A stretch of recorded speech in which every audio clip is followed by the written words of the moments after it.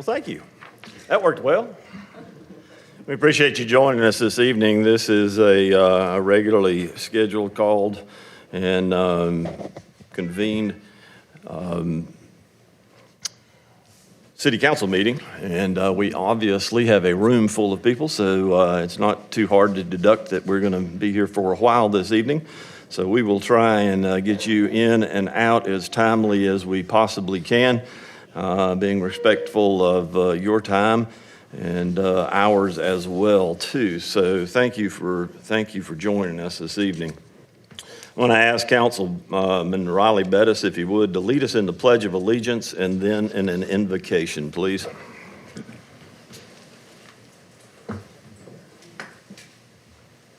I pledge allegiance to the flag of the United States of America and to the republic for which it stands, one nation, under God, indivisible, with liberty and justice for all. I invite you all to pray with me. Heavenly Father, I'm truly awed by your grace and praise your many blessings on Greer. I pray that you continue to use this council for your will and for your plan for our great city. With your guidance and the exceptional and dedicated staff and team you have sent us, we have transformed Greer from a popular punchline to many jokes to a coveted source of tremendous pride and excellence in all that we do. I ask your guidance as we continue to expect higher standards and opportunities for all of our citizens in the face of petty naysayers, irrelevant hypocrites, and manipulative, sanctimonious, and largely underinformed critics with convenient memories.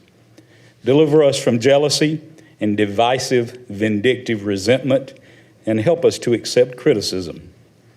I ask your blessings on the sincere and visionary leadership that you have bestowed upon our remarkable city with our clear record of fiscal responsibility.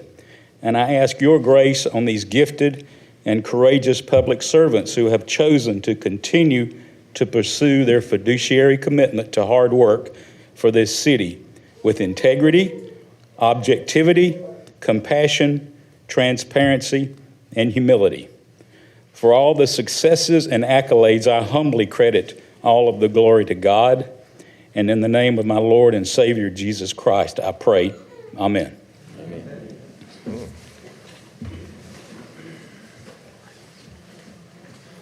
Council, you will find contained in your packet this evening the list for the invocation for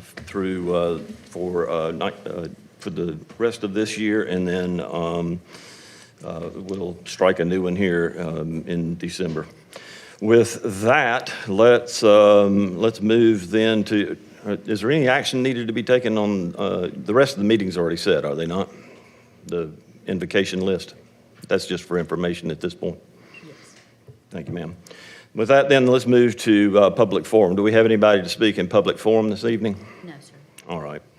With that then, let's move to the minutes of our council meeting. You have in your packet this evening October the 14th, 2025. That would be our latest council meeting. I'll ask for a motion to receive. So moved. And then any items of note for the clerk. Hearing none. Ms. Duncan? Mr. Airwood? Yes. Mr. Booker? Yes. Mr. Hopper? Yes. Mr. Dumas? Yes. Mr. Bettis? Yes. Ms. Albert? Yes. Mayor Danner? Yes. Council, we've got a number of special recognitions this evening, and then followed by petitioners as well too. So as you can see, we have got a large number of folks there in the back of the room.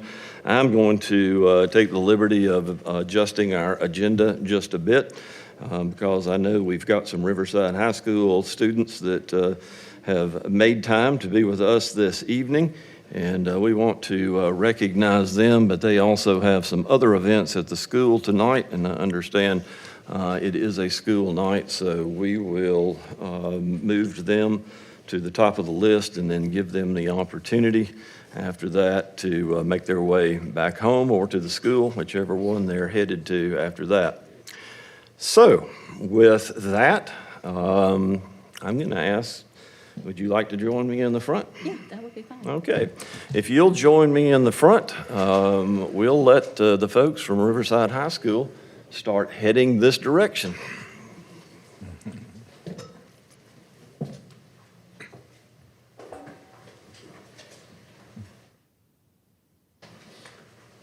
Y'all can just spread out here in the front.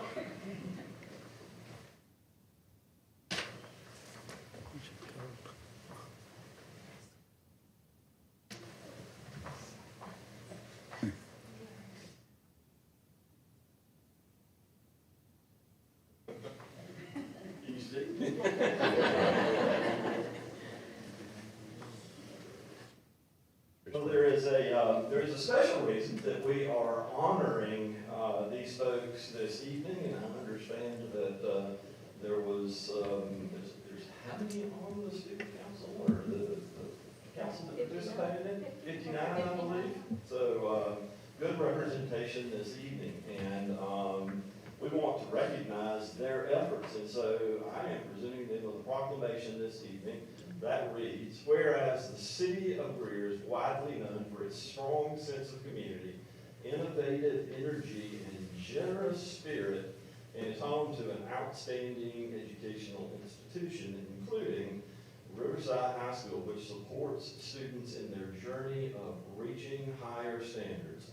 Riverside High School serves more than 1,800 students in the Greer community, offering advanced placement and dual credit courses, college and career readiness opportunities, professional certifications, work-based learning placement, and dozens of teams and clubs that encourage young people to pursue their passions. Some of them pursue their fashions as well. The Riverside faculty and staff embody the school's mission to instruct, inspire, and prepare their students to be productive citizens long after graduation and provide leadership opportunities such as student council that contribute to the overall well-being of the Greer area. Whereas the Riverside Student Council has raised hundreds of thousands of dollars for chosen charities during the school's annual Spirit Week, during the 2025 Spirit Week, the Riverside Student Council and the entire Warrior community united in an extraordinary effort, raising more than $93,000 to benefit Veterans Are Heroes, an organization that supports veterans transitioning back into civilian life. In the spirit of Warriors Helping Warriors, this accomplishment recognizes the strength of the Riverside students, staff, and families, and their unwavering commitment to honor those who have bravely served our nation. Now therefore, be it proclaimed that I, Rick Danner, and the City Council of the City of Greer, that the Riverside High School Student Council is hereby recognized and commended for their outstanding leadership, community service, and remarkable generosity in support of Veterans Are Heroes through Spirit Week 2025. Join me in a round of applause.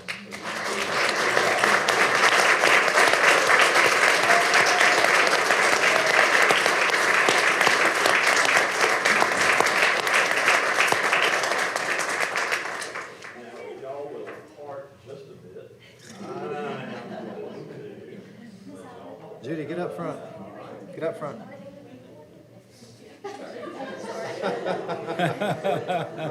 right. She said we can hold it. You can blame hanging back here in the back. Y'all smile big. Just a little bit for me. Awesome. 1, 2, 3.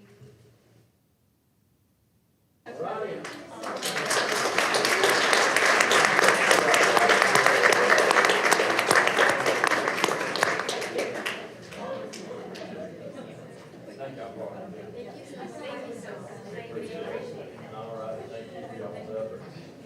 Thank you. Thanks. Thank you. Appreciate it. Thank you. Got more. Well, I do, Will, give me that different back there, please. You got it.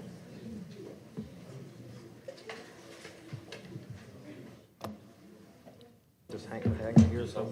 Yeah. Literally, hold on. I'm going to, yeah, yeah, I got you. Yeah, Lee just let it go. I got it. That's nice. Get one of those. Either way. Hangs either way. Oh, yeah. I want to invite our recreation team up if they would come forward.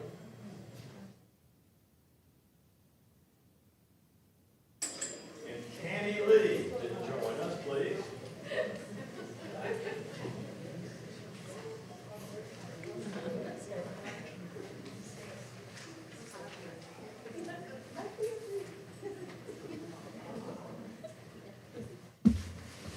Coach Corey, how you living, man? Good to see you. I'll scoot, get closer. Come on. Tell Ann to move back. Yes. That's, no, you're good. Y'all doing good now. My head will be in the shot. Need your mic. Put your mic right Tammy Lee is our local store manager for Texas Roadhouse. And it is our pleasure and honor to honor them tonight. For over the past 15 years, Texas Roadhouse has donated more than 5,000 meals to the City of Greer, Parks, Recreation, and Tourism Department in support of our programs, staff, and volunteers. They've also donated over 10,000 meal coupons to children participating in our events and programs. They are very, and I say very, active in their service here within the community as well too. They participate in Tunes in the Park, Center for Arts, Empty Bowls Project, Greer Cultural Arts Council, the annual Easter egg event, summer camps, park hops, opening days for baseball, moonlight movies, Freedom Blast. They've helped with meals for staff, gift cards for raffles, free kids meals, you name it, they have done it, including feeding 400 veterans and their families, and sponsoring, let's not forget this, the rib eating contest at Freedom Blast. Oh, and the Greer Tree Light. We are always happy to have them as part of this community. What an evening to be able to celebrate with a bunch of young students that raised almost $100,000 for veterans, and then to recognize a business that has committed themselves to this community, and we appreciate it. And to show our appreciation, we would like to offer a proclamation including the key to the city.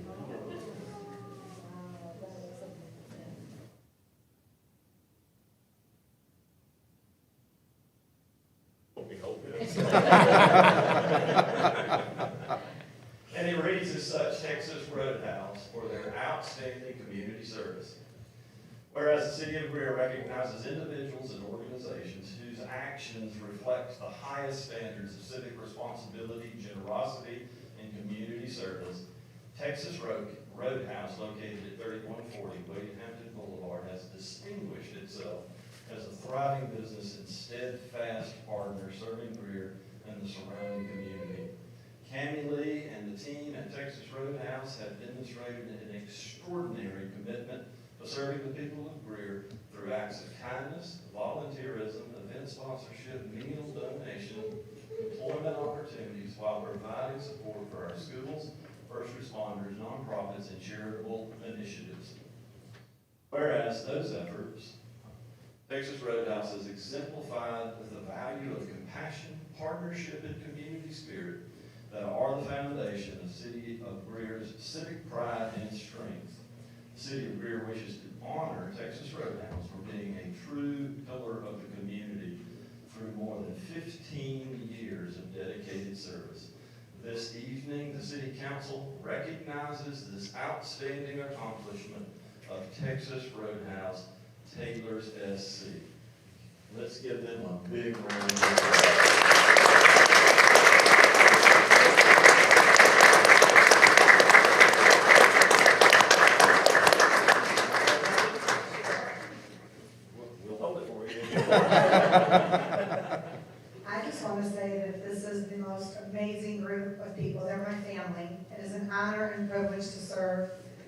I feel so blessed that we get to continue to serve, and anywhere you guys are, we're gonna be there. So thank you so much. It is such an honor, and I'm just beyond grateful. I'm speechless, honestly. I don't even know. I'm just trying not to cry. But thank you so much, and we love you very much. So thank you so much. Just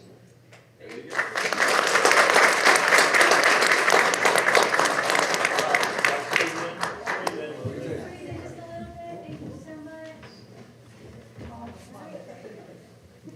1, 2, 3.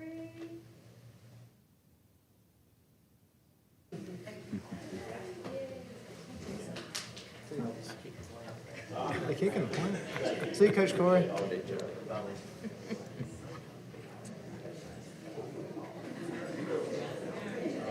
Red Ribbon Week. No, they're not here. Okay. Keep cleaning the herd. Community Planning Month.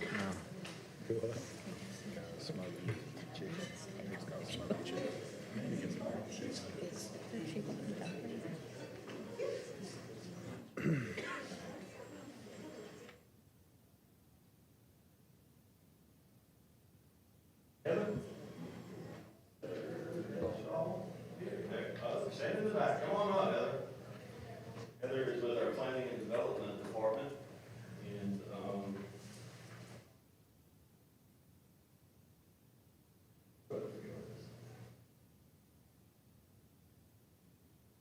Planning Department has raised over $100,000 that they're gonna donate.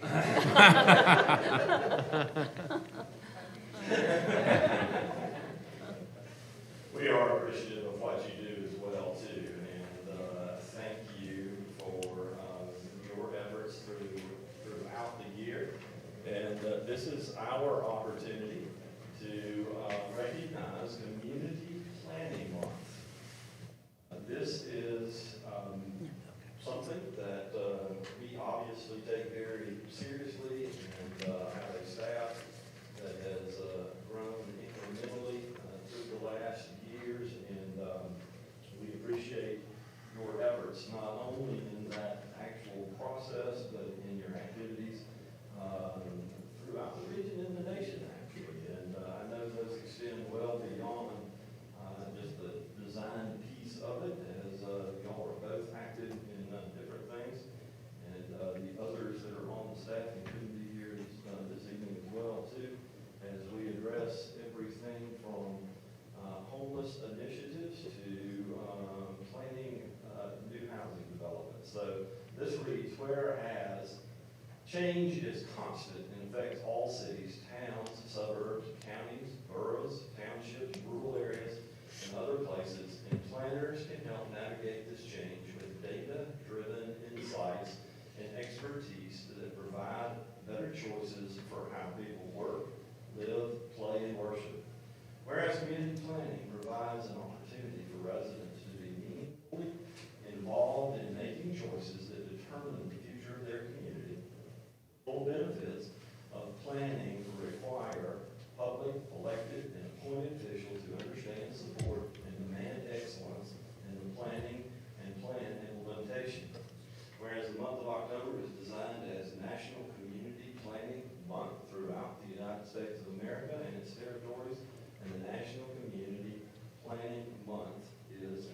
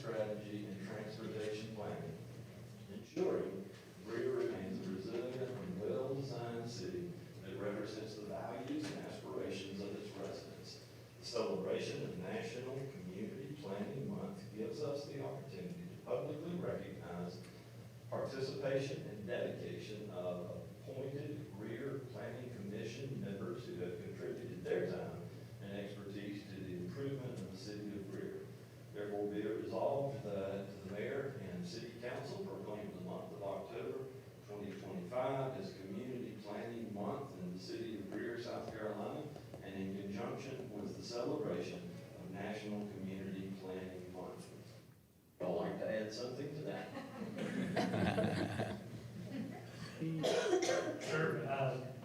I'll be very succinct and say the Greer community has welcomed me with open arms into your homes, to your places of worship, to your community, and I look forward to building those relationships with my team and the amazing work they're already doing. So thank you for inviting us into your process and into your community to help lift you up in the way you want to be.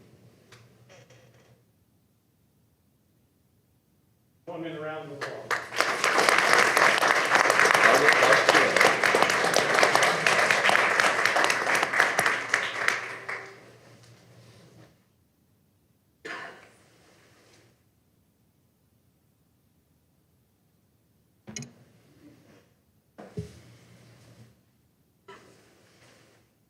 Jacket's hot.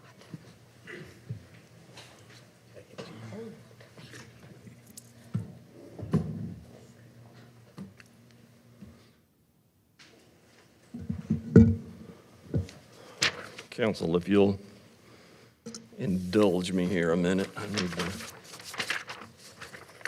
to gather my wits in the paper.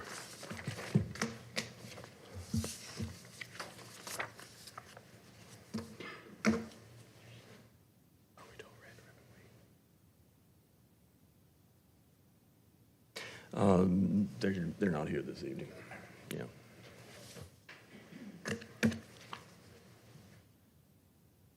All right, council, let's move to petitioners this evening. It's unusual that we have more than one petitioner. Petitioners typically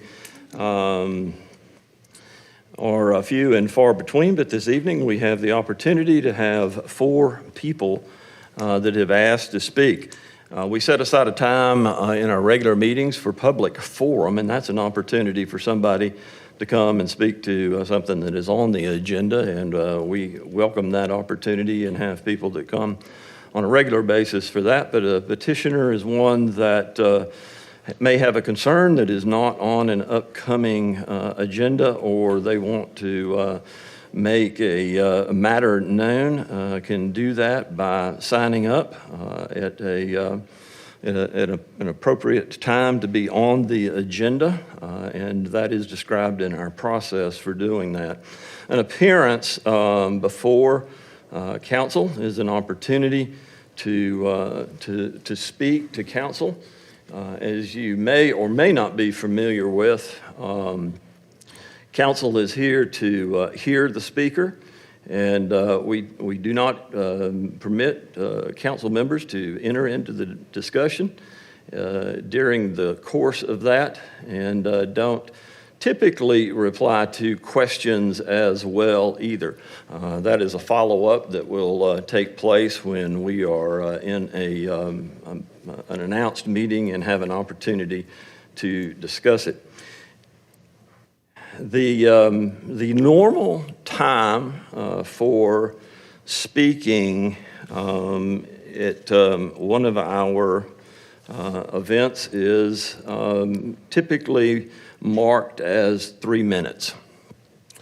I have spoken before a number of elected officials and other groups, and I don't need to tell you how shortly 3 minutes passes.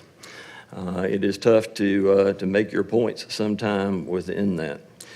We, in our time limit regarding the discussion this evening, or any event when people are coming to speak, say that after the first 3 minutes that the person can ask the council to approve another or second 3 minutes. I am going to take the liberty this evening, knowing that we've got some folks that want to speak to some issues before us as council, to take the opportunity to say that you will each be limited to 6 minutes total. I'm going to set a buzzer up here after 5 minutes and 30 seconds. It's going to go off. I will tell you at the end of that 6 minutes that is your full time. If you don't need your full time, that's fine as well. We've got the 4 speakers here with us this evening. but I would appreciate your indulgence in being mindful that others are going to want to speak this evening, and use your time wisely. With that, then, we will move forward. I believe Amber Johnson is our first speaker this evening. Amber, are you with us? There you are. Amber is speaking before council tonight regarding infrastructure, and I believe this is a college project for you, if I'm not mistaken. So we welcome you in that regard. To start this evening, I'm going to ask if you would to please, and the other speakers as well too, to please state your name and also address, just as a matter of record, and then we will go from there. So the floor is yours, ma'am. Okay. My name is Amber Marie Johnson, and I live at 121st Street here in Greer. And thank you for the opportunity to speak tonight. This is for a college project. It's for my political science class, local government. Greer is growing, and that's exciting, but with growth comes responsibility. As a resident, I've seen firsthand how infrastructure is struggling to keep up with pace and development. Roads are congested, sidewalks are missing, and public transit options are limited. These issues don't just affect the convenience, they impact safety, accessibility, and quality of life. I speak not only as a concerned citizen, but someone whose roots are deep in Greer. We've witnessed Greer's transformation over generations, and we care deeply about its future. I urge the city to prioritize smart urban planning that balances development with infrastructure investment. This includes upgrading roads and intersections, expanding pedestrian and bike pathways, investing in stormwater management to prevent flooding and protect our environment, ensuring affordable housing is a part of the development conversation so Greer remains inclusive and livable. I also encourage the city to engage residents more directly in planning decisions. We care deeply about our community and want to be a part of shaping its future. Greer has the potential to be a model for sustainable, people-centered growth. Let's make sure our infrastructure reflects that vision. Thank you for your time and service. Thank you, ma'am. We appreciate it.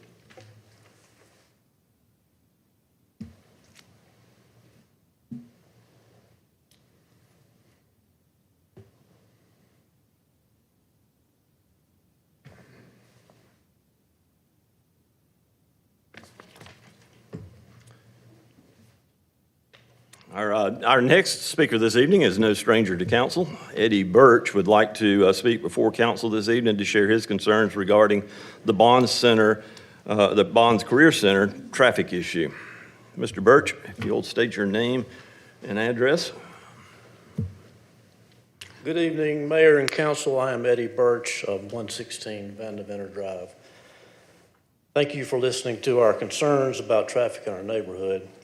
Hopefully you have all taken 5 minutes to watch the traffic video that was shared with you. It only takes one time watching school traffic in person to witness how dangerous our neighborhood has become. The scenes in the video are repeated dozens of times every day. If any of you watch sports on TV, undoubtedly you have heard the phrase indisputable video evidence. The video shows the indisputable disregard for traffic laws and the dangerous conditions created by repeated, blatant disregard of the stop sign on Cunningham Drive at Van Deventer. When you combine ignoring the stop sign with the insane speeds traveled on both Cunningham and Van Deventer, you have the indisputable ingredients for an inevitable disaster. Disregard of traffic laws has been a problem in our neighborhood dating back to the old Greer High School. Mr. Bettis will remember, Mr. Arrow will remember. But these problems have increased exponentially in about the past 2 years. I think there are two major factors that have increased the traffic problems. The city and DOT's traffic digestion effort on North Main Street has regurgitated traffic into our neighborhood. Now traveling to Bonds by way of Pine Street, then to Van Deventer or Cunningham is much easier than combating the new North Main Street bottleneck. Because of the bottleneck, it can be extremely difficult to turn off of North Main Street onto Van Deventer, where the Bond student parking lot is located. Because of the bottleneck, it's extremely difficult to turn onto Main Street from Vandeventer. Excuse me. It makes sense that any driver would want to avoid the bottleneck. I know that we avoid the Main and Vandeventer intersection whenever possible. Secondly, Bonds has 2 school sessions each day. Twice a day, students are loading into school, and twice a day, students are being dismissed and leaving school. There are over 150 cars driving to Bonds classes daily, and at least a half dozen buses. These buses also travel Vandeventer and Cunningham. 4 times a day, my neighbors and I are at risk simply leaving our home or returning home. Or we can opt to stay hostage to the traffic and stay put. Just this school year alone, my wife has almost been T-boned 3 times as she pulled into our driveway because a student ran the stop sign on Cunningham. Although we don't have sidewalks on Vandeventer or Cunningham, every day there are pedestrians that walk these streets. In fact, there even have been Bond students that walk to school. As you're aware, in the past, my neighbors and I have complained about speeding many times. Some neighbors have even made pleas for help in these council meetings. Most every time we have complained, the city has responded with some type of action, and I appreciate that. Some of the traffic measures taken by the city have included installing a larger stop sign on Cunningham. During the previous school year, the school resource officer was positioned at the bottom of Cunningham during dismissal every day, twice a day. But that's not the case this year. And most recently, just a few weeks ago, the city installed a speed reading display sign on Vandeventer. By the way, the shared video was recorded after the sign was installed. Again, thank you for these efforts, but these have only been temporary short-term fixes. Please understand, too, that none of the traffic control measures taken by the city have addressed school load-in, morning or early afternoon. All the measures taken by the city to date have only addressed school dismissal traffic. We have asked for speed humps in the past. We have been told to submit a petition, followed by statements like, well, our situation does not meet the criteria of the city's speed hump policy. I understand why the city has criteria for its speed hump installation, but it seems to me that at some point, the safety of these drivers and the safety of your residents and just plain common sense should take precedent over what is set forth in the city's traffic calming policy. I trust you will take action that will eliminate the indisputable problem you all now know exists. This is not a situation where something bad might happen. This is a situation where obviously there's going to be a serious accident, accident, and that accident may involve a pedestrian, one of my neighbors, a family member, or even a school bus. If the video is not convincing enough, I invite any doubters to my screen porch during load-in times, morning or afternoon, to witness the situation firsthand. It's nothing short of a miracle that no one has been injured yet. I know how creative our city staff can be, and I'm sure a solution to these traffic problems can be found, but only if an effort is made, and only if City Council gets behind this. Thank you.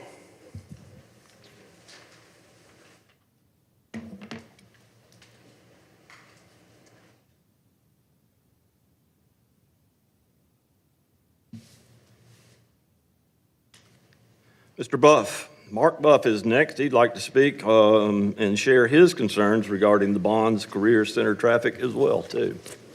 Floor is yours, sir. If you'll give us your name and address for the record, we'd appreciate it.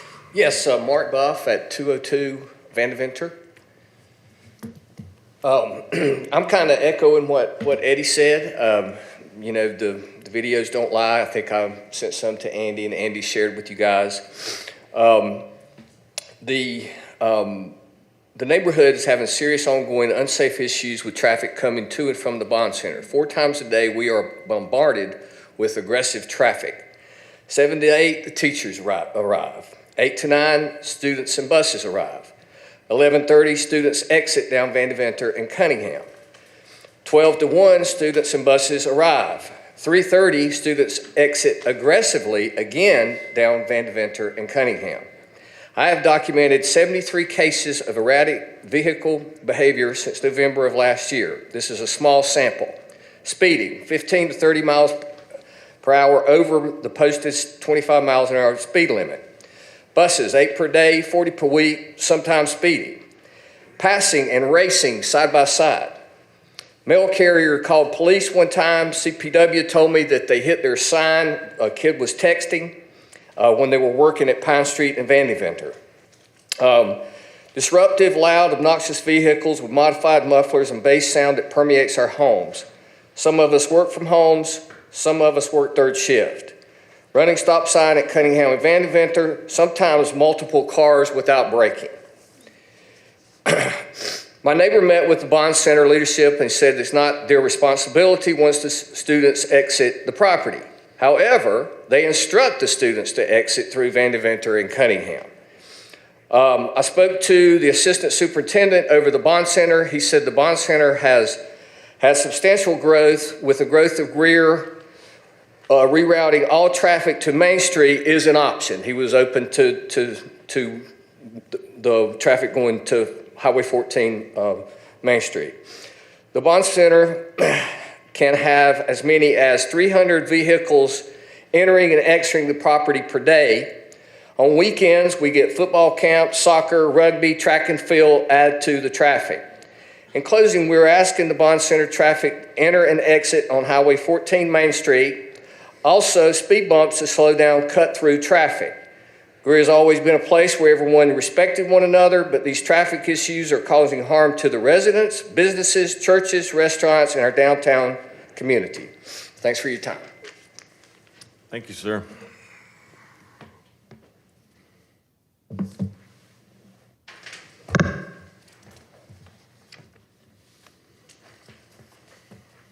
Our final speaker this evening is Mr. Don Wall. Mr. Wall would like to speak to the Sports and Events Center as well as the Depot Street land purchase.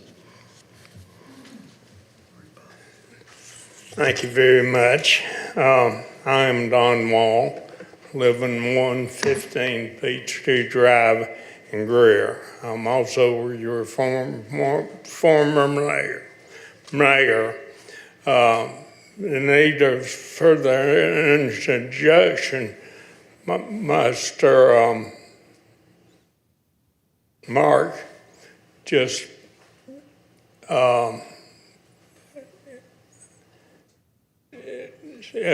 successfully, in his opinion, introduced me to you as a naysayer and all the other negative adjectives. And so I'm up here to say, please don't let this Facebook, YouTube video be destroyed, because I think it was the last time I spoke here.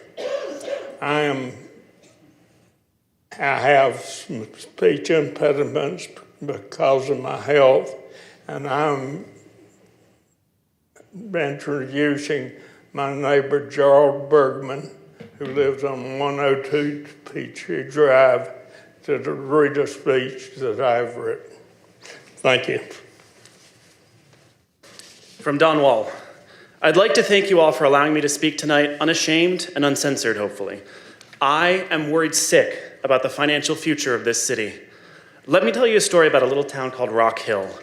Rock Hill lies in York County in South Carolina. Is only, isn't that big, about twice the size of Greer, about the size of Greenville.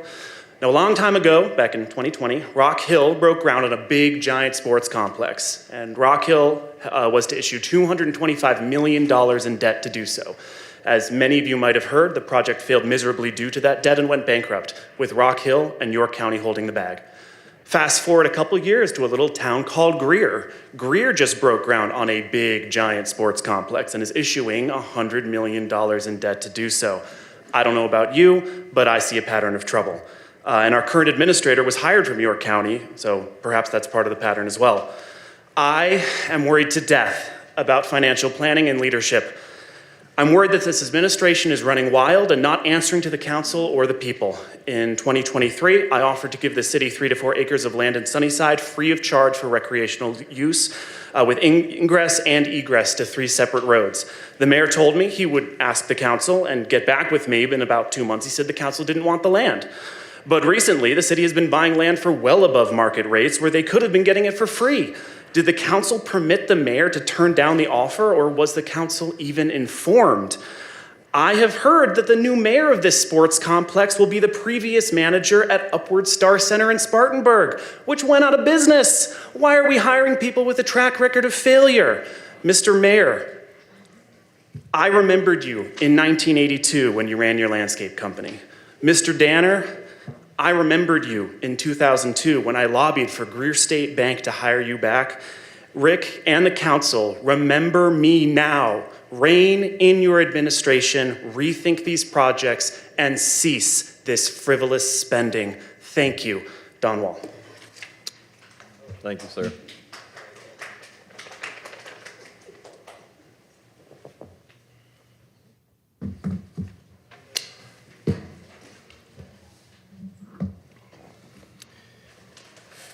Council, if you will indulge me just a second, I realized in all that we were trying to accomplish here and make things move along that I indeed skipped over something that I need to make you aware of this evening.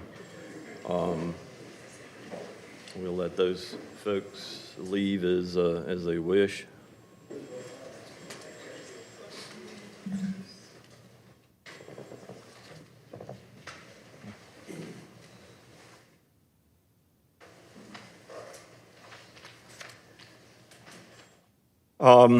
As many of you are aware, and I'm sure everyone is aware at this point in time, federal workers, a number of federal workers, and now transfers to some programming is reaching its end. To that end, I had an opportunity to reach out to Carolyn Robertson at Greer Relief. She was obviously already ahead of me in addressing these issues, and so I want to make you aware of a couple of things that Greer Relief is doing to assist in our community, and the city will pull along beside them in these efforts as well, too. Some of them are ongoing even at this point, but I would urge you to take into account that this is a growing number of people and a long-term issue already that doesn't seem to have an imminent cutoff date at this point. Federal workers at GSP, both the TSA, the FAA, and the CBP are working without pay. Greer Relief is fielding calls about food and basic assistance. GSP's food drive is steady. You can find that information on Greer Relief website, and we'll have it on ours if we don't already soon. Greer Relief will also supplement that with perishable support and resources if you want to take it there. The SNAP program. Don't know if I'm sure you are aware of that. The federal transfers ended on 10/20 in our state. And families will begin to see the gaps and the delays in that. Our food bank, I don't know that there's any food bank that can backfill that gap. I heard today, just for the month of November, that is a loss of $105 million to the state. Not only does that affect hundreds of thousands, if not 1 million families in our state that are now going to have limited resources for food, but it's also $100 million out of the economy in our state as well, too. We need to be mindful of that. So in regards to that, Greer Relief has streamlined referrals. You can now call 211, which is the intake line, and you will find messaging there. Moving from that, they are going to be going to their crisis emergency mode and distributing bags sized for households of 4. Should last 5 days, both non-perishable and perishable goods during our regular assistance hours.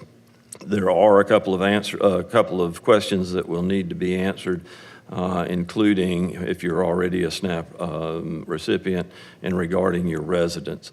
Also, we'll be continuing to encourage our community to make donations to the Federal Worker Food and Household Drive at GSP.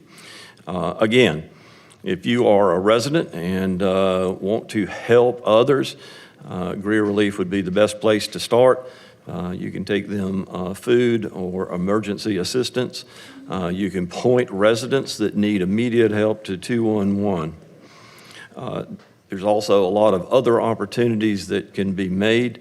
If you would like to volunteer, they will be glad to receive volunteers. There are traffic and parking and staging areas that are going to need to be manned and distribution scales.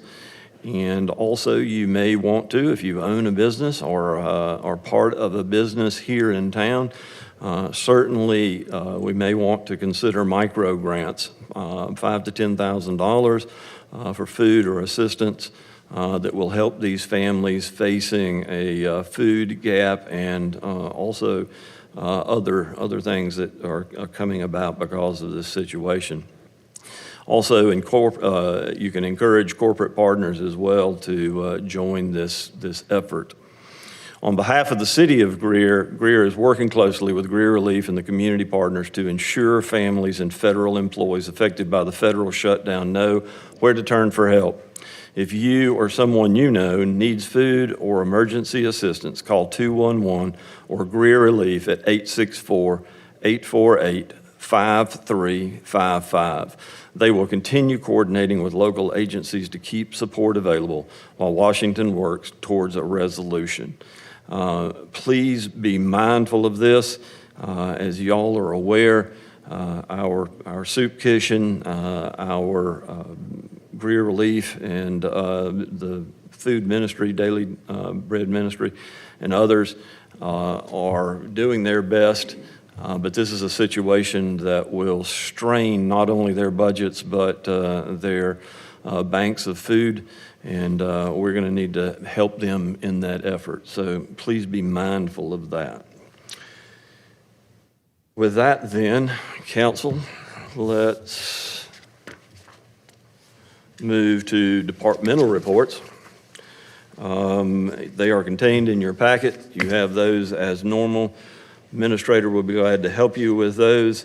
And we're joined by Mr. Klein for our financial activity report.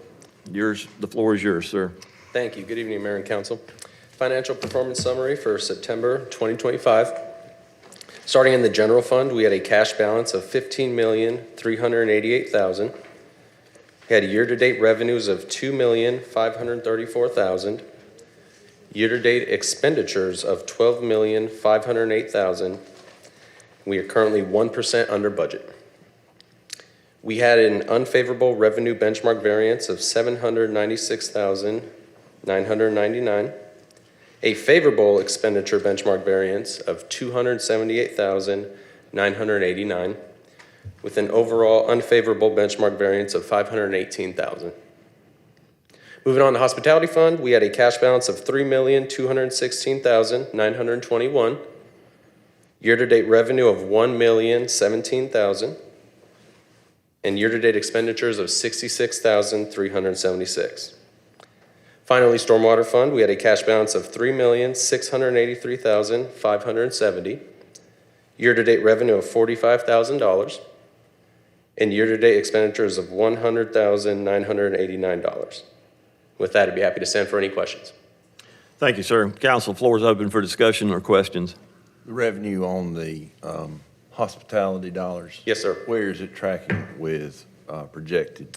Projected, we are currently 1.3% under. Under Under budget as of the 3 month year to date. On the revenue side? Yes, sir. So we're falling short on revenue. Slightly, but yes, sir, 1.3%. And the overall benchmark variance, why is that down right now? Well, biggest thing is 80% of our revenue, Pull your microphone in front of you. There we go. I apologize. As you know, 80% of our revenue is going to come in the second half of our fiscal year. So you are, for the first half of this fiscal year, you are going to see that the revenue benchmark variance is down until we start receiving property taxes and then, of course, business licensing. So that's going to be the bigger one as to why it's down versus the entire year as we see the year shape out. Others? Speaking of the year. Yes, sir. Year-to-date on hospitality, do you know how we stand on revenue over or above? Correct. That was where we were at, what I mentioned, the Okay, 1.3. year-to-date. Yes, sir. Yep.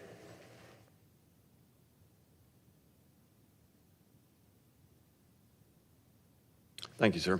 Thank you. Appreciate the information. Absolutely. Mr. Mayor, I have a question for the administrator.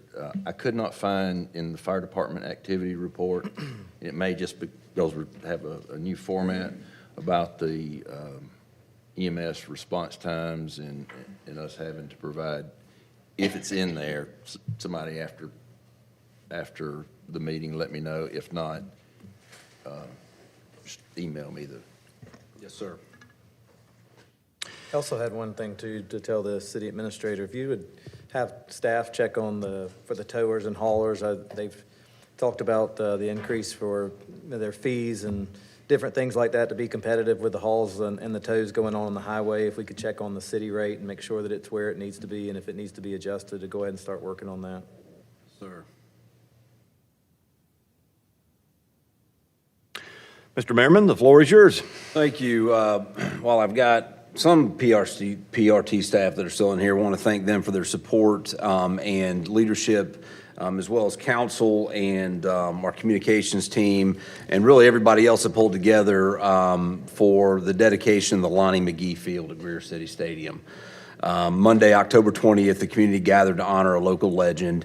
Gee, as he was affectionately known, was a fixture of the Greer community, leading the Yellow Jackets marching band in the Christmas parade and enthusiastically cheering on the Greer High School and Greer youth football teams. Guests at the dedication ceremony shared stories of Gee's lasting impact and the legacy that will continue to inspire young athletes for generations to come. This was a special time for our community.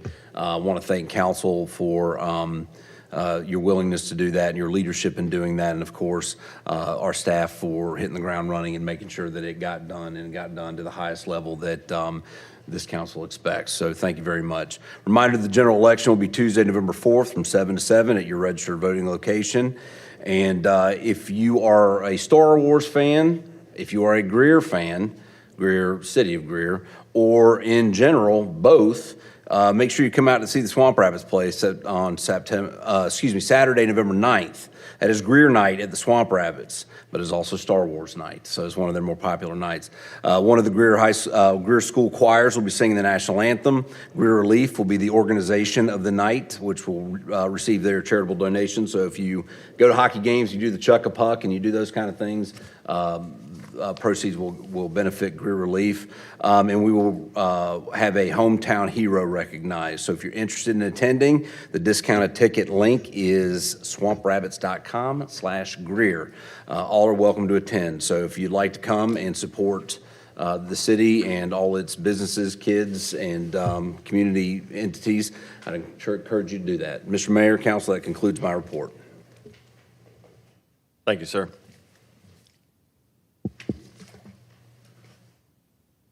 Council, this came before us at our last meeting. It was an appointment to boards and commissions. Mr. Perry Dennis's term expires October 31st, 2025. We have spoken with the Housing Commission and Mr. Dennis himself. He would like to be reappointed. I will put that in motion if one of you would like to offer Mr. Dennis for another term on the Greer Housing Authority. So moved.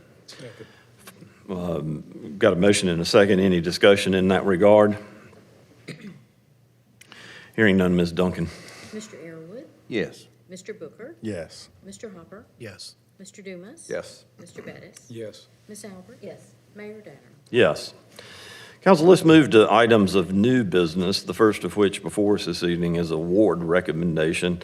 This is project 2026-004, Greer Side Stairwells Wall Repair and Painting Services. You have the overview there of what the scope of the work is, and Ms. Carmacamo is going to help us this evening with understanding that as we move forward. The floor is yours. Thank you, Mayor, and good evening to you and to the council. This project was a result of damages sustained during Hurricane Helene. And so it was advertised as a request for bids. We received 3 bidders, of which the project team is recommending award to Ben Construction. And so I'll open it up to you for any questions. For the purpose of discussion, I'll entertain a motion. So moved. And a second. Second. Second. Floor is open. Discussion. Mr. Mayor, could you hold 1 second? I'm trying to bring that up in this new format. I'm having issues with it. Take your time, sir. Questions while we reboot? So it looks like the insurance is going to pay for the entirety of the repair? We will be submitting the cost to the insurance firstly, and any cost that's not covered by them will be submitted to FEMA, which is part of the projects that we've already submitted for them to look out for reimbursement.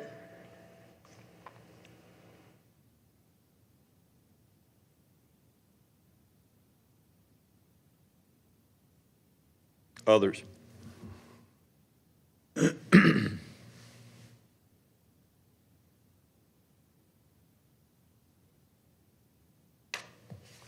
Do you know what was the extent of the damage?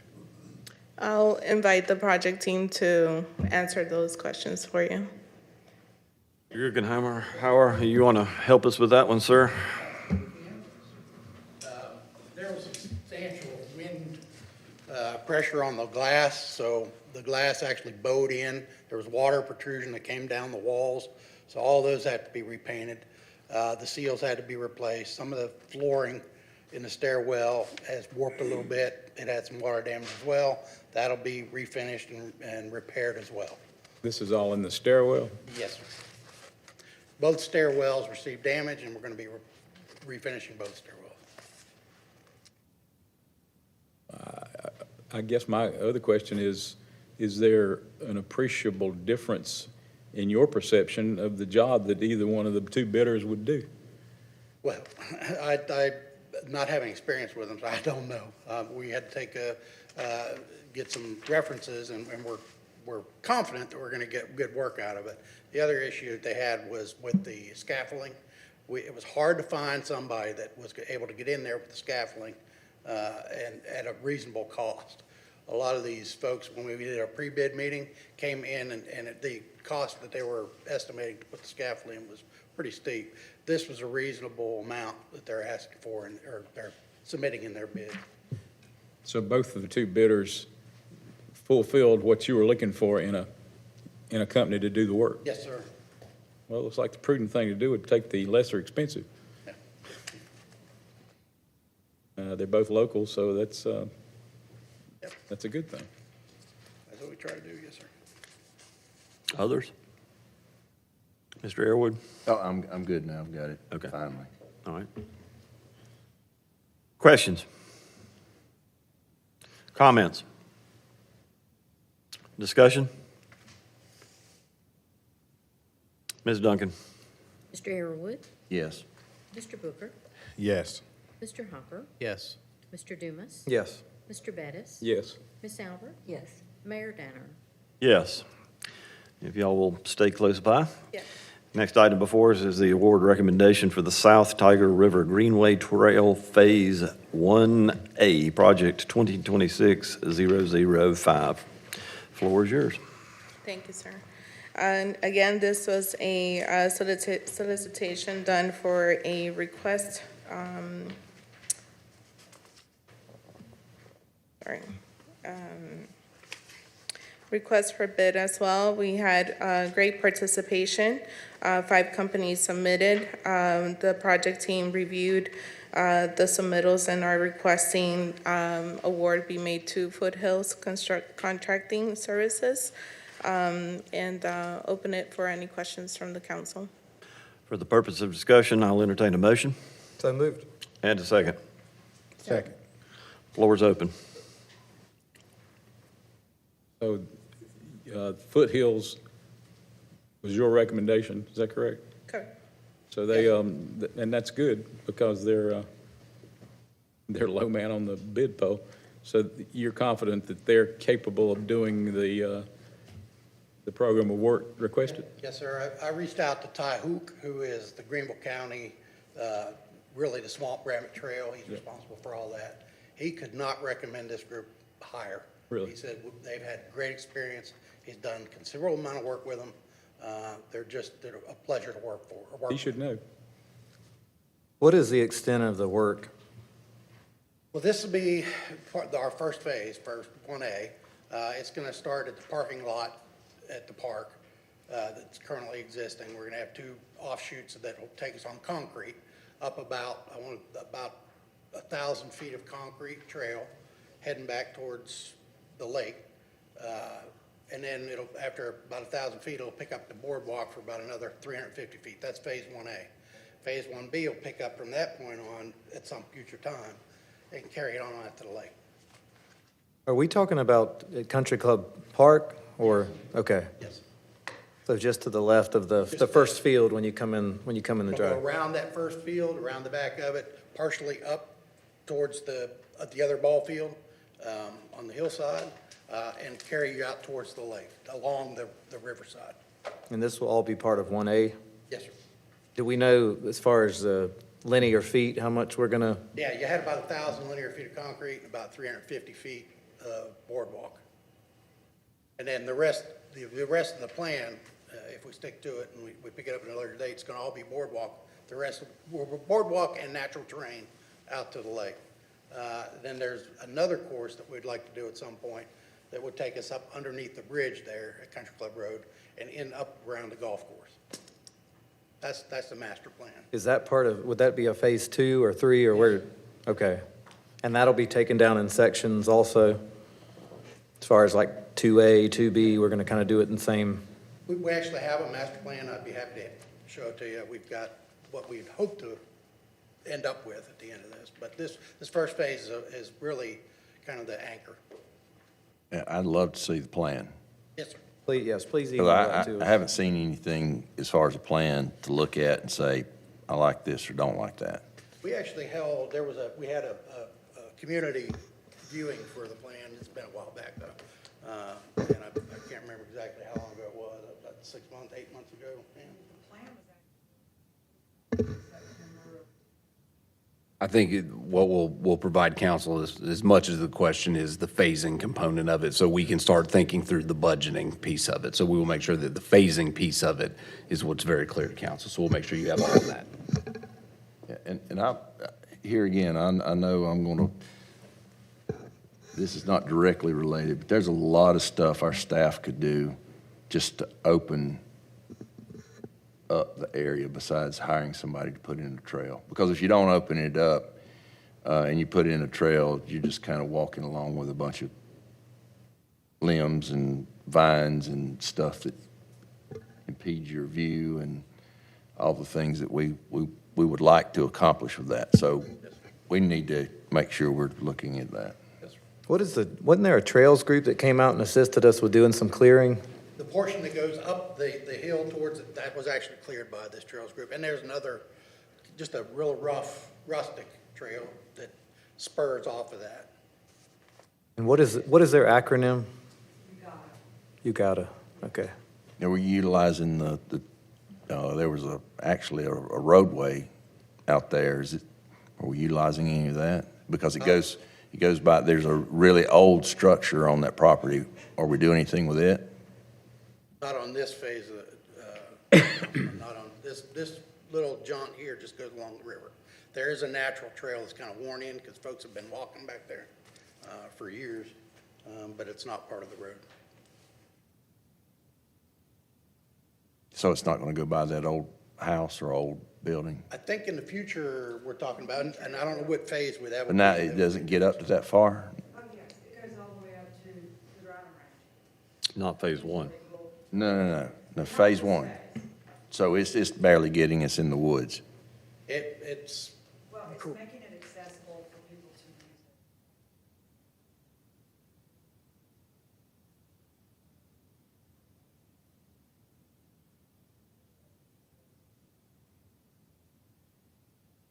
it's kind of a natural foot trail there now. It already exists. People are using it. Well, there was a road where the former owners used it they hunted out there. Okay.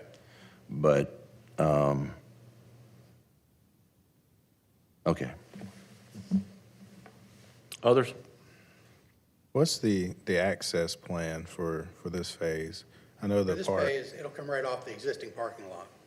No, I'm saying for people to access, I know we have a gate and stuff there, like, is there certain hours they'd be able to access The it? park itself has its scheduled hours, and we will be putting a new gate on here to kind of limit the nighttime access, because at night it's going to get dark back there. But during normal business hours for the park, yes, it'll be open. Well, what are the normal business hours? Well, that's dependent on programming, and that's something that our Parks Department's going to have to determine.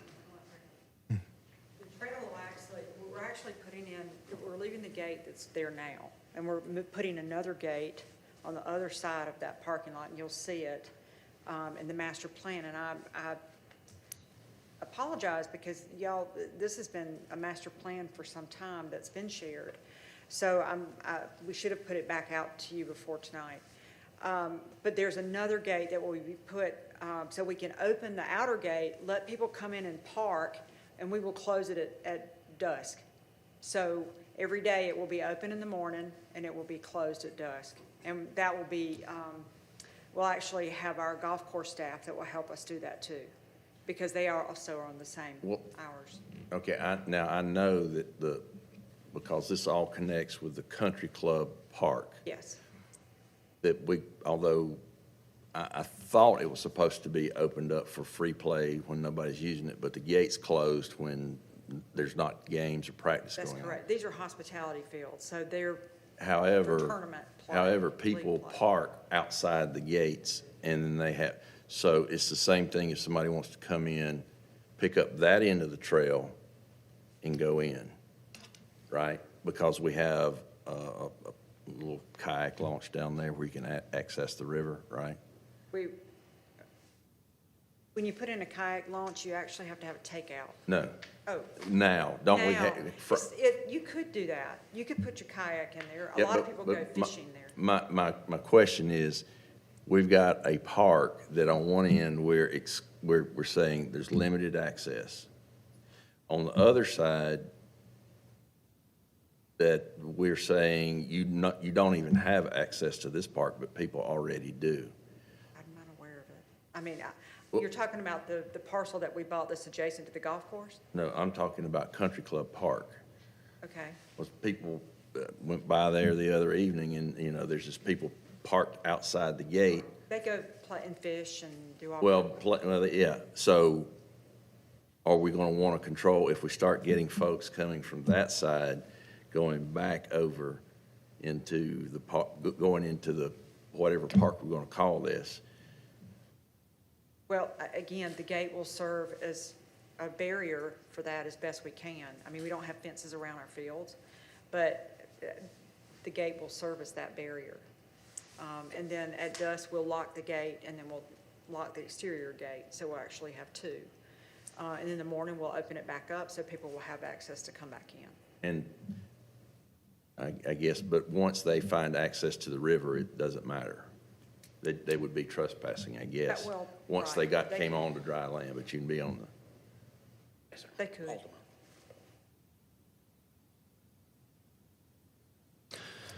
Questions? Comments? Discussion? I make a motion that we hire Foothills Contracting Services. What was that, sir? I make a motion that we hire Foothills Contracting Services. We've already got a motion. We do. We have a motion at this point, do we not? Yes, okay. I made it.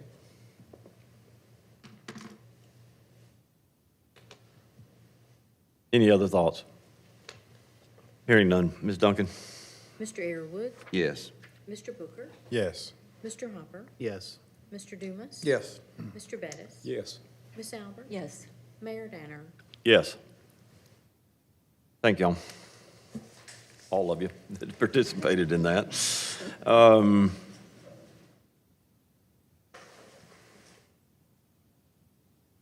Item 3, this is the first reading of ordinance number 23-2025. This is an ordinance to change the zoning classification of a certain property owned by Bennett Center Ventures LLC located on Bennett Center Drive from office professional to medium-density residential. Ms. Stahl joins us in that conversation. Floor is yours. Thank you. No worries. Okay.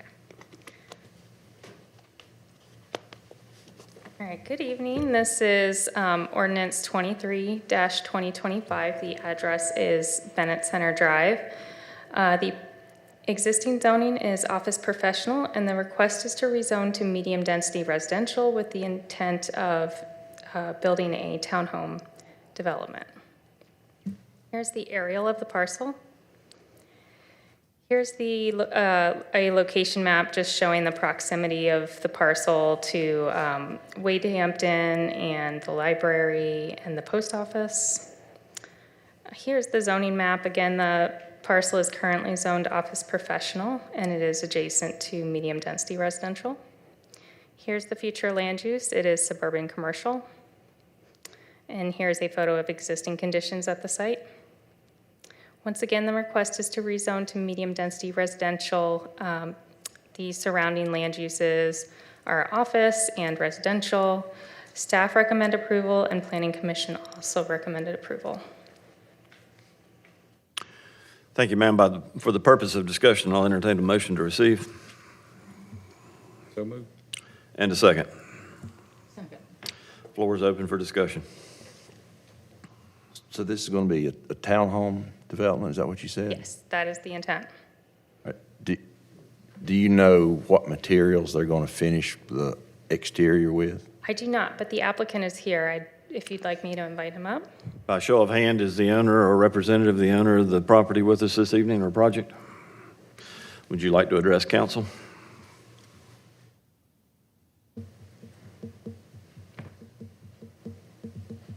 If you'll introduce yourself and include an address, we would appreciate that for a matter of record. Good evening. My name is Jared Moore. Address is 141 Traction Street in Greenville, South Carolina. I'm an architect and one of the property owners of this property. I want to thank you this evening for allowing me a chance to speak with you about our zoning request. Since my partner and I first purchased this property, it's always been our goal to create a thoughtfully designed residential community. We paid close attention to the comprehensive plan, and we felt like a townhome development would really work well for this site and aligns well with the objectives of that plan. To speak to your question about materials, we haven't gotten, obviously I'm the architect, we haven't gotten that far down the road of the design, but obviously we want to create something that would work really well for the neighborhood and be an attractive product for us to be able to design and have the benefit of being the developer for. So I don't have exact materials of what that would be, but obviously we would do something that would be architecturally nice. Well, the reason I asked that, and this is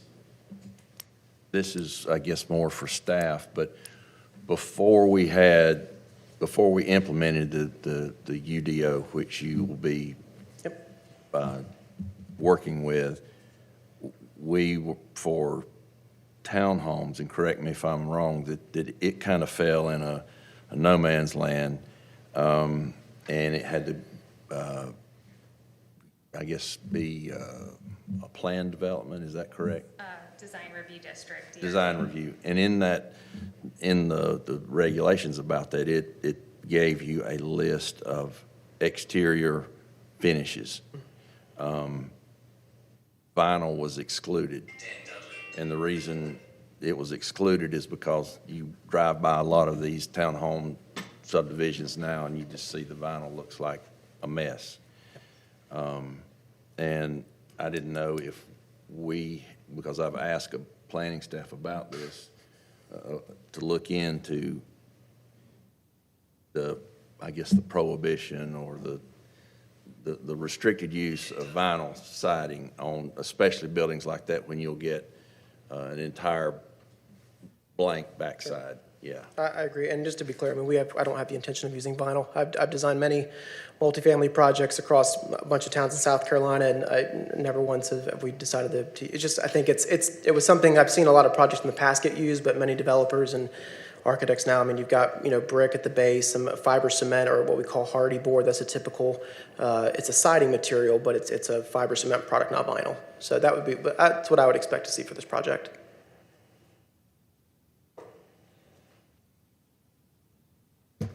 Others?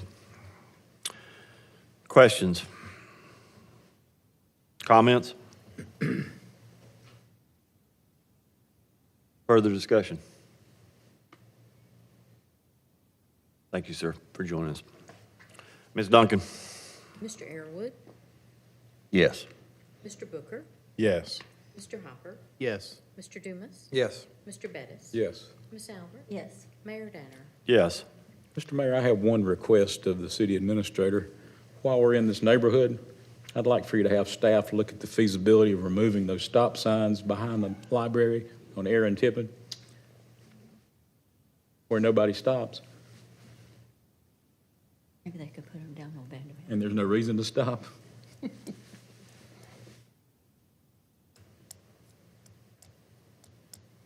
Sir. Thank you. I'm done.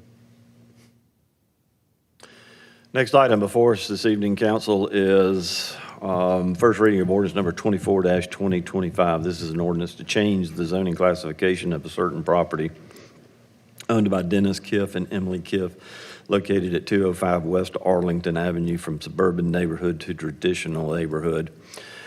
Ms. Stahl? Yes, this is ordinance 24-2025. The address is 205 West Arlington Avenue. The existing zoning is suburban neighborhood, and the request is to rezone to traditional neighborhood to build a garage. By show of hand, is the owner of the property or representative of the owner of the property with us this evening? Are you available for questions?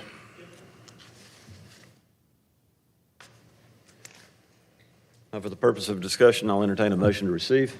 So moved. And a second. Second. Floor is open. Dennis Kiff, 205 West Arlington Avenue. How many cars do you plan on putting in your garage? Just two. Two, okay, all right. Others?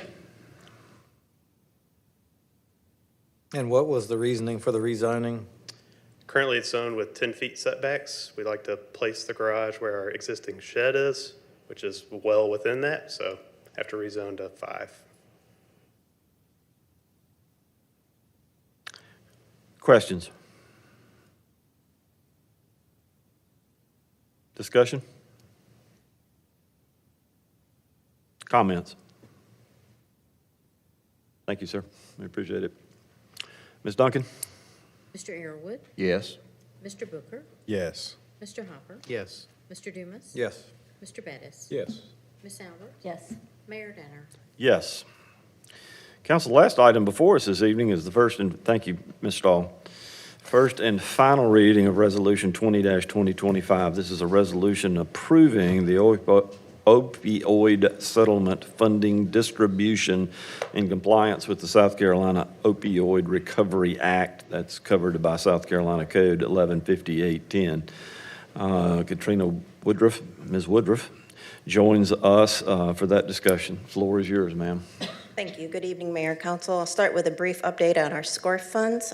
The City of Greer is slated to receive $2.5 million over the 18-year timeframe beginning in 2022. To date, the city has received $958,000. Presently, the city has $558,000 allocated to it through the Guaranteed Political Subfund for our use. Greenville Family Partnership, doing business as Just Say Something, reached out with a proposal. Tonight, I'm bringing their Strength in Families proposal to you for your consideration. In your agenda package, you'll have a resolution for approving the opioid settlement funding distribution, along with their technical proposal. And joining us this evening, we have Mr. Philip Clark, CEO and Executive Director, Derek Quarles, Community Engagement and Advocacy Coordinator, and Mallory Mitchell, Director of Hispanic Services, should you have any questions about their proposal. Thank you. Are you all available to answer questions if they arise during the discussion? Thank you. With that, then, I'll entertain a motion to receive. So move. And a second. Second. Floor is open for discussion.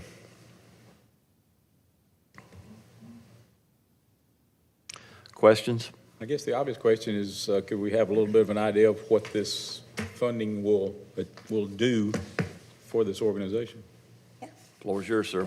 If you would like to give us your name and address as a matter of the record, we would appreciate it. Absolutely. Thank you. Philip Clark, 93 Forest Lake Drive, Simpsonville. This funding will help us provide programming in partnership with Greer Relief for families within Greer. It's an 11-week program. And so with this, we work with families that have children between the ages of 7 and 17.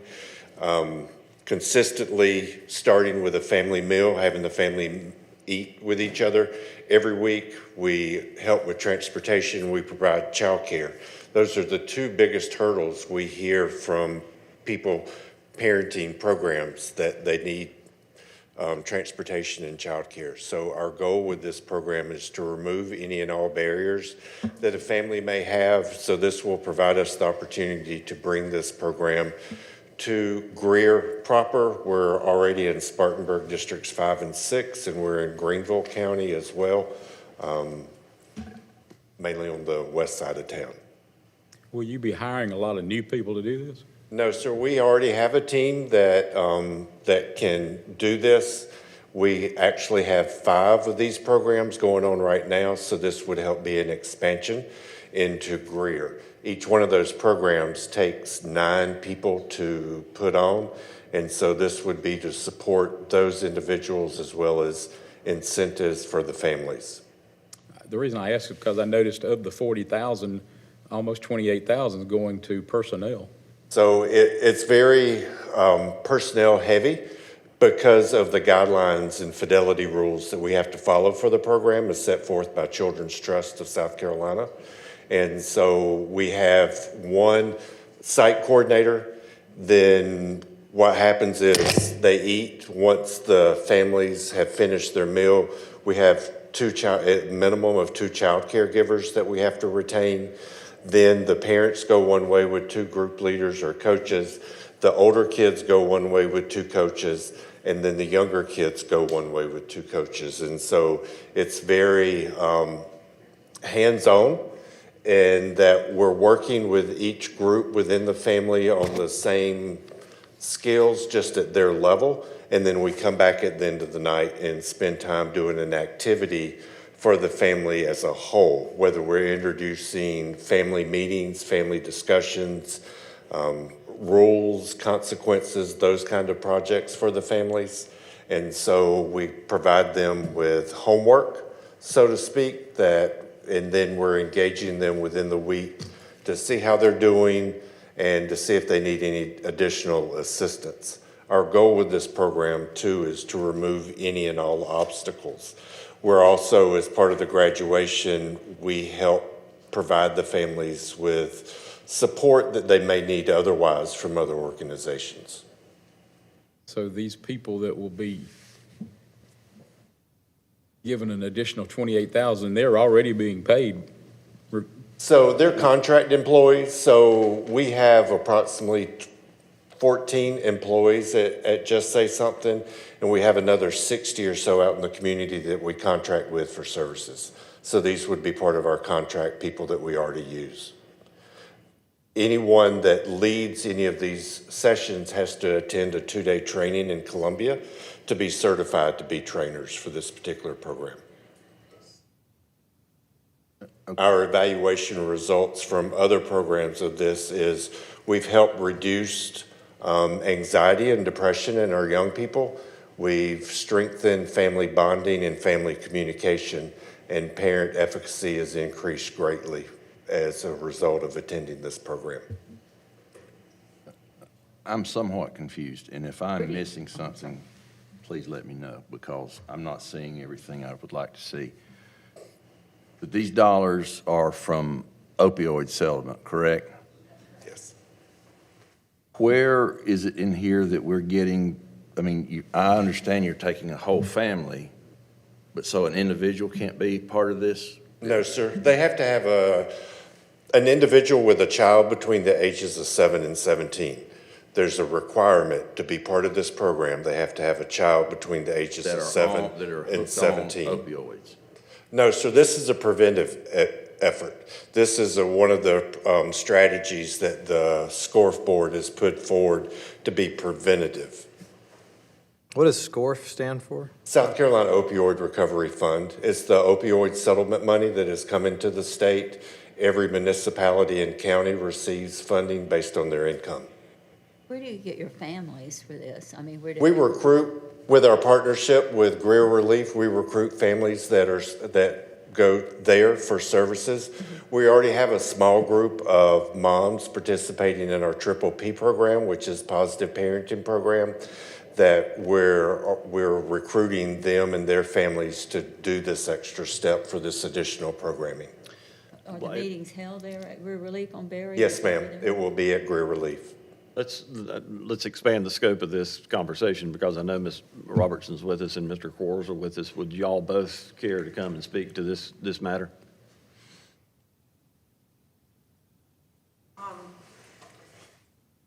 We're very familiar with not just the program, but also the organization. And this is a statewide, and I mean, even beyond that, program. And the success is remarkable, and not in getting families to talk, getting families to the table together and have conversations at a different level.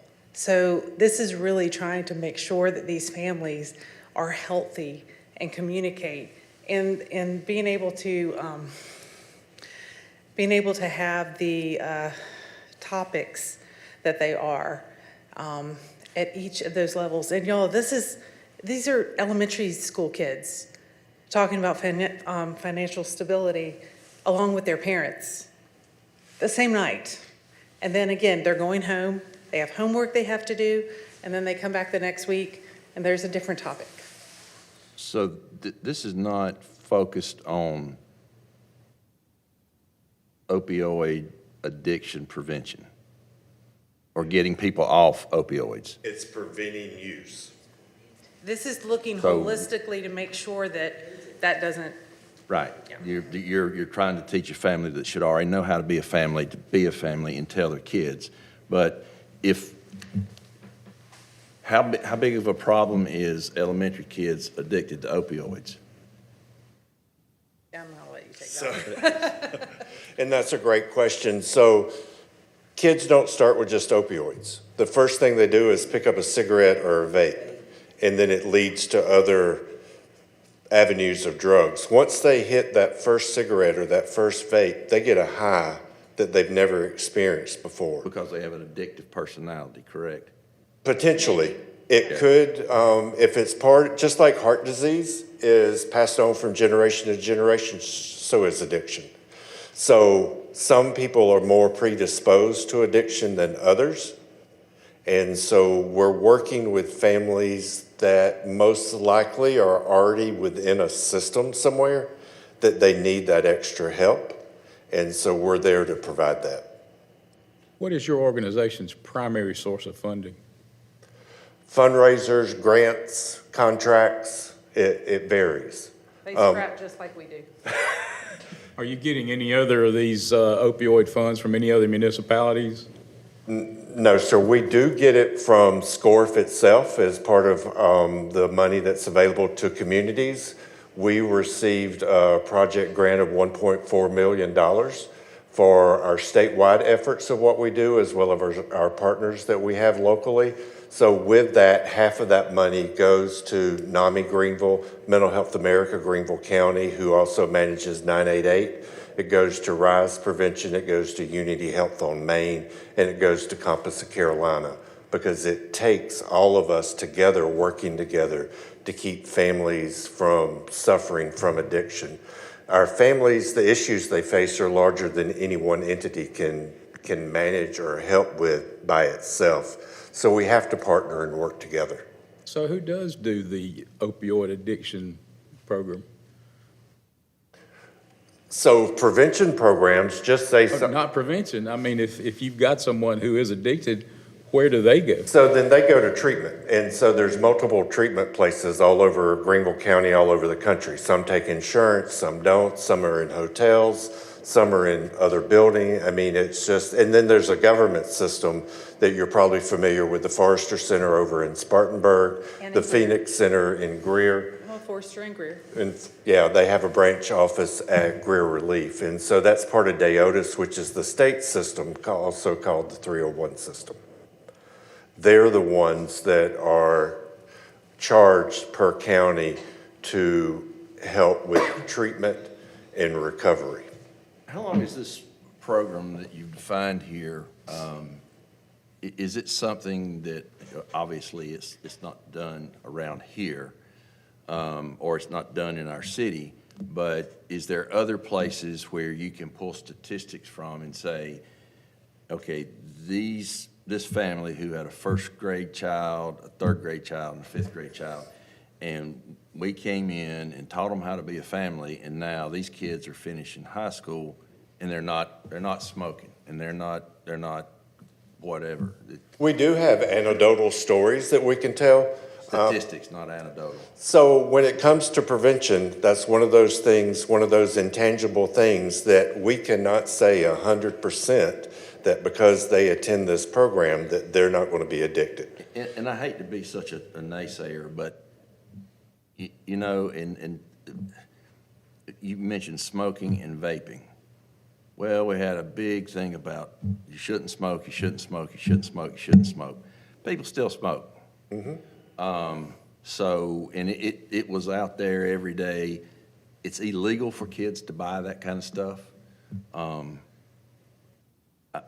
now I'm going to speak to council. I don't know what kind of dollars, or I don't know what kind of control we have over a program, but I know people in this town that, and we're trying to figure out how to deal with it, but a homeless population that should not be where it is in our city. And I would say that most of the people have an addiction issue. Mm-hmm. And council, I think that's where, if we're going to do things, we should be focusing, because I got it. Some people don't know how to be a family. But just because somebody may or may not have an addictive personality, and it's coming, it just seems like to me that those funds are kind of they're in a very broad sense used at opioid prevention, very broad.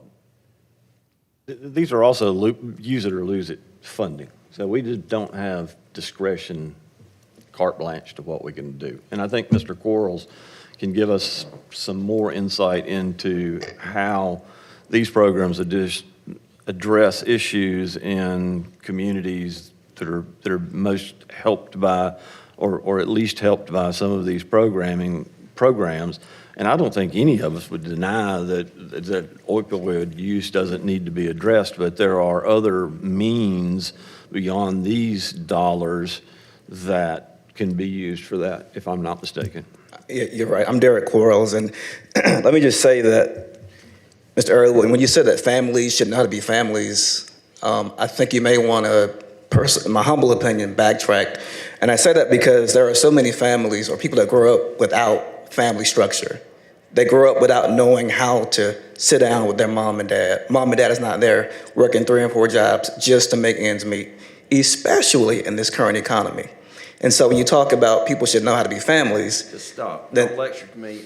I'm not lecturing. This economy is no excuse for a person or people who can't. If you are a public servant, which you are. Listen, I've got one more question. That's it. The dollars that you said we can't spend at carte blanche. I understand that. but are there other ways that the dollars can be spent in a defined program? Ms. Woodruff, did we have any other people apply for this grant? I have one more group that came forward. I've asked them to submit a proposal, but nothing at this time. And we Okay. have 3 years to use the monies, or else they roll over to the discretionary funding, which they've already said that they've received over $1 million from that fund. So this program has been ongoing to some extent in our community, has it not? It was just a different organization? And within Greer itself, city limits. Greer. This is Middle Tiger. Middle Tiger has it. Through Middle Tiger? We do it at Middle Tiger. Okay. All right. I'm curious, can you, any of you clarify how many families, individuals, people, folks in Greer do we expect to be able to be served in some way through the program, through these funds? Sure. So part of the fidelity for the program that's set forth by Children's Trust, we can accommodate a maximum of 12 families at one time. And so with that, we can accommodate up to 15 parents within the group. If we have more than that, then we have to bring in more coaches. But our goal is that we create that and build upon that with additional funding down the road from other resources. We do get individual evaluations from each individual cycle of this program. So if we have 12 families and each family has 4 or 5 based on the number of families, that's how many we'll be able to reach per cycle, which is 11 weeks. Thank you for that explanation. I'll just say, I think we would all agree, there's no one silver bullet that's a solution to this problem. But I personally love the idea of the proactive prevention. So, and knowing what I do know of your organization, the work that you do, the partnership with Greer Relief, who has done great work in a variety of different facets within our community for many, many years. I do agree. There's other problems that we need to tackle and be aware of that are even related to substance abuse issues, such as homelessness within our community that we need to address. But personally, I really like the approach. Again, it's not one solution that's going to totally eradicate the problem and do everything that needs to be done with people who are touched by this issue. But I'd sure rather us try to be proactive in our community rather than wait to be reactive, right, on the other side of things. So appreciate the hard work that you do. Thank you. Appreciate that. Just for clarification, will this money be used strictly for Greer families? Yes, sir. Okay. 100%. And these are families that are kind of vetted through Greer Relief? Yes, ma'am. Do you ever have it, or have you had the experience where family or a dad or a mom just says, I can't deal with this, and just walk out, not? We have had instances like that, but we also, where there's not a silver bullet, we also have multiple programs. So we can work one-on-one with a family if they're having a particular issue with a child or with several children. We can work one-on-one with that particular family over a series of weeks that we have someone that's dedicated that can work with them one-on-one. So we have other options that we can put them in that may benefit them more than that particular program. They may not be ready for the Strengthening Families program. They may need to do some work on the front end and then be receptive to the Strengthening Families program. I could just see one parent, probably saying, this isn't for me, and walking out or something. Right. And one of our greatest successes is when we do this program for families, that then some of those families become our coaches. So then we're able to have them be the leaders and coaches in the program, and we're paying them a stipend to be able to do that. All right, council. Questions? Further questions? Comments or discussion? I just want to thank you all for taking the time to be here today. I know preventative issues aren't easy to quantify, but I do want to lend some data that from some personal experiences. Back when I was a student at Clemson University, I spent a lot of time in Haiti, actually, as an intern, in which we built a water system for a community in Conj. And they dealt with a lot of issues around water, cholera being one.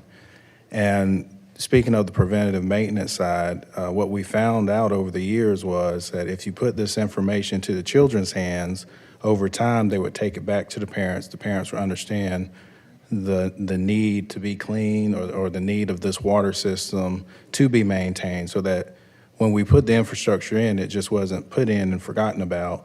Over time, the children actually took the initiative to maintain this facility. And back in, I think, just a few years ago, this water system we put in got a designation by the World Health Organization as the first municipal water system in Haiti. But that was over time. You know, we started that in 2009, and here we are in 2025. It finally got recognized because of that work. So preventative maintenance does work, and I appreciate y'all's time to tackle. It's not easy, but over time, it makes a difference. Final thoughts, council. Thank you for the work you do. I know two of your board members really well. They're good friends of mine. I know they're here in the community, and we get to play in your golf tournament every year and help you to raise money, so we appreciate all the work you're doing for Greer. Thank you. I texted Justin earlier. He's my best buddy. Others? Ms. Duncan? Mr. Arrowood, Yes. Mr. Booker, Yes. Mr. Hopper, Yes. Mr. Dumas. Yes. Mr. Bettis. Yes. Ms. Albert. Yes. Mayor Danner. Yes. Thank you. Yes, ma'am. Council, we have no items in executive session this evening. Stand adjourned.